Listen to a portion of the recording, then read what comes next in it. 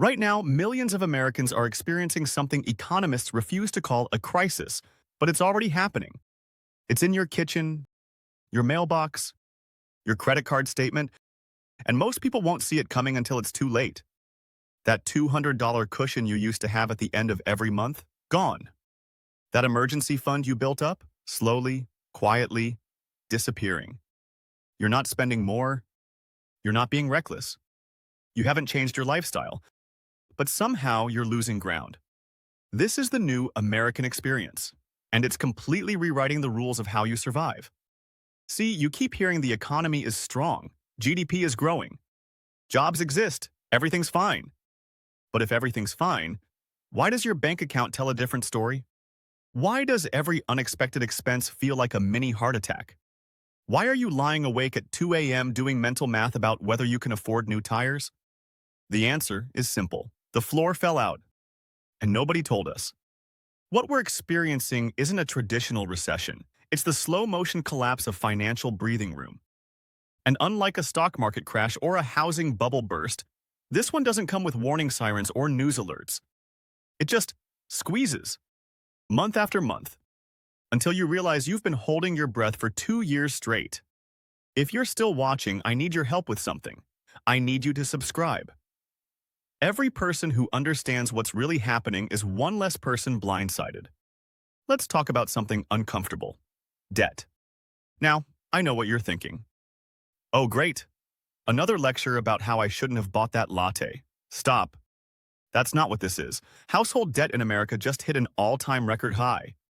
But before you panic, let me tell you why that number is misleading, and why the reality is actually worse. See, debt itself isn't new. Americans have had mortgages forever. Car loans are normal. Credit cards have been around since your grandparents were young. What changed isn't that we have debt. What changed is why we have it. Think about it like this. 20 years ago, debt was a ladder. You borrowed money to climb higher, buy a house, start a business, upgrade your life. Today, debt is a life raft. We're borrowing money just to stay afloat. Credit cards used to be for convenience. Buy something, pay it off next month, done. Now, they're emergency funds. Groceries cost too much? Card. Insurance premium jumped? Card. Medical bill shows up? Card. We're not using credit to get ahead, we're using it to avoid falling behind. This isn't happening to irresponsible people. This isn't happening to people who bought houses or too fancy a car. This is happening to middle-class families who did everything right. You know who I'm talking about. The family with 2 working parents, modest house, reliable cars, kids in public school. These aren't people buying luxury vacations. They're people trying to afford food and healthcare. And that's the trap. Because once debt stops being a choice and becomes a necessity, you lose flexibility. Every dollar you earn is already spoken for. Not just for today's bills, but for yesterday's bills that you put on credit. You're not just paying to live.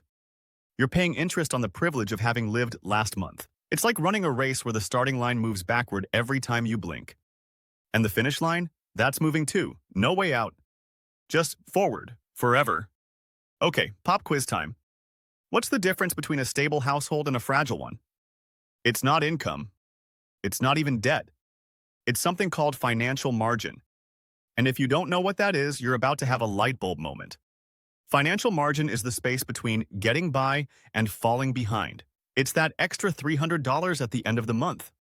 It's the savings account that can handle a car repair without causing a panic attack. It's the ability to absorb a surprise without your whole budget collapsing like a house of cards. For decades, most American households had some margin. Maybe not a lot, but enough. A blown tire was annoying, not apocalyptic. A higher electric bill was irritating, not life-altering. That buffer made life feel manageable. That buffer is gone. For millions of households, the margin has completely vanished. Here's why. Fixed costs exploded. Housing, whether you rent or own, takes up way more of your paycheck than it used to. Insurance premiums, through the roof. Home insurance, auto insurance, health insurance, all of them climbed and never came back down. Medical costs, completely unpredictable. A routine doctor visit can cost $200 after insurance. A minor procedure could be $2,000, could be $8,000. You don't know until the bill arrives 6 weeks later. Even basic utilities eat up more of your income now. So what happens when fixed costs rise but income stays flat? The margin disappears. And when that happens, flexibility goes with it. Suddenly, small problems become catastrophic. A dentist visit doesn't just hurt your tooth, it disrupts your entire month. Your paycheck gets delayed by 2 days. That creates a domino effect. One unexpected bill forces you to delay another bill. You're not failing. You're juggling chainsaws while riding a unicycle on a tightrope. And the crowd keeps throwing more chainsaws. This is the stage where financial stress becomes visible in behavior. People don't cancel everything at once. They postpone. They rotate balances between credit cards. They lean harder on credit. They tell themselves, I'll catch up next month. Sometimes they do. Most of the time, they don't. And that's how ordinary households become fragile ones. Not fragile in the sense of immediate collapse. Fragile in the sense that they can no longer absorb any shock without serious consequences. You know what that feels like? It feels like walking on ice. Every step could be fine. Or everything could shatter. You're just never sure which step it'll be. Let's talk about what happens when the juggling act finally fails. Delinquencies. Now, a missed payment isn't the first sign of trouble. It's the first visible one. By the time someone falls behind on a bill, a whole series of quiet disasters has already happened. Spending got trimmed. Savings got drained. Credit cards got maxed out. And then finally, something slips. Here's the hierarchy of financial survival. First priority, housing. Rent or mortgage gets paid no matter what. Nobody wants to be homeless. Second, utilities. You need electricity. You need heat. You need water. Third, food, non-negotiable. Everything else, negotiable. Credit card payment, can wait. Personal loan, can wait. Sometimes even the car payment, can wait. These aren't decisions people want to make. They're decisions people have to make just to keep functioning. Delinquency rates are rising across multiple categories right now, not just one type of debt. All of them. And it's not just low-income households anymore. Middle-income families, people who are employed and still earning, are increasingly part of this picture. People with jobs. People with college degrees. People who did everything society told them to do. They're falling behind. That's not a personal failure. That's a system failure. Now, when delinquencies are isolated to a small group, the system absorbs it easily. Lenders adjust. Credit scores drop. Life moves on. But when delinquencies spread, that's a signal that household finances are under collective strain. It means millions of people are making trade-offs they didn't have to make before. This always shows up before broader economic weakness becomes obvious. Employment stays stable for a while. Spending continues, though more cautiously. But underneath, the foundation is cracking. Delinquencies aren't the crisis. They're the warning. They tell us the financial system is no longer running on comfort or excess. It's running on prioritization. And when millions of households are forced into survival mode simultaneously, the consequences don't stay contained. They ripple outward. Now, let me tell you about something that makes this whole situation even worse. Old debts coming back to haunt us. Remember student loans? For years, literally years, those payments were paused. Federal forbearance. Payment freezes. Interest suspension. Millions of borrowers got used to that money staying in their pockets. Budgets adapted. Other expenses expanded to fill the space. Life adjusted around that absence. And then, the payments came back. For some people, the monthly amount wasn't even that big. Maybe $200, maybe $400. But here's the problem. By the time student loans resumed, budgets were already maxed out. That margin I talked about earlier? Already gone. So adding back even a few $100s a month forced impossible choices. Do you pay the student loan? Or do you buy groceries? Do you make the minimum payment? Or do you fix the car that's making a weird noise? The result isn't always default on the student loans themselves. It's pressure that shows up everywhere else. Credit card balances climb. Savings vanish. Other bills get paid late. Now add auto loans to the mix. Car prices exploded during the pandemic and never fully corrected. Used cars, new cars, doesn't matter. Everything got more expensive. Then interest rates shot up. So now, people are paying more for cars that cost more at interest rates that are higher. Monthly car payments that used to be $300 are now $600 or $800. For most Americans, a car isn't optional. You need it to get to work, to get your kids to school, to function in a country built around driving. So that payment becomes fixed, non-negotiable, even as everything else around it becomes unpredictable. What makes this combination dangerous isn't the size of any single obligation. It's how they stack. Student loan payment here, higher car payment there, insurance premiums rising in the background, rent or mortgage staying elevated. None of these alone breaks a household. Together, they compress the budget until flexibility vanishes completely. This is how pressure spreads quietly. One bill doesn't get paid late because it's unimportant. It gets paid late because something else took priority. And that prioritization becomes harder as more fixed costs compete for the same limited income. Here's the really messed up part. Delinquencies can rise even while employment stays strong. People are working. They're earning. But they're carrying more obligations than their income can comfortably support. When old debts re-enter a financial picture that's already been reshaped by inflation and higher interest rates, they don't just add weight, they tip the balance. Let's talk about why everything feels so confusing right now. Why the news keeps saying the economy is fine, but your bank account is screaming. It all comes down to one thing. GDP, gross domestic product. The number economists worship, the number politicians brag about, the number that supposedly tells us if we're okay. Here's the problem. GDP measures activity, not health. Think of it like this. If someone spends $50 in cash on groceries, GDP goes up by $50. If someone spends $50 on a credit card they can't afford to pay off, GDP also goes up by $50. See the issue? GDP doesn't care where the money comes from. It doesn't care if spending is sustainable. It just measures that spending happened. So when you see headlines like, "Consumer spending remains strong," or "Economy grows 2.5%," that doesn't actually tell you if people are thriving, it just tells you they're spending. And over the past few years, Americans have been spending on borrowed money. Savings built during the pandemic, gone. What replaced it? Credit card debt, personal loans, buy now, pay later services. Spending continued. But underneath, the quality of that spending changed completely. This is why places can look busy while households feel strained. A restaurant can be packed, but you don't know if those diners paid comfortably or if that meal is now sitting on a credit card at 24% interest. A store can have long checkout lines, but you don't know if those purchases fit within stable budgets or if they're adding to balances that'll never get paid off. Those details don't show up in GDP. And the American cost of living has shifted in ways GDP doesn't capture. More income now goes toward essentials that don't improve quality of life.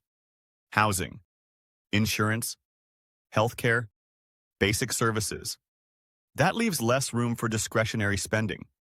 So when people do spend on wants instead of needs, they're increasingly using credit to fill the gap. And when spending eventually slows, and it will slow, it's not because people suddenly lose interest in buying stuff. It's because the financing behind that spending becomes impossible to maintain. Credit limits get maxed out. Minimum payments become unaffordable. Lenders tighten standards. The same spending that once supported economic growth starts to fade. And GDP doesn't predict this. GDP lags. It reflects what already happened, not the strain building underneath.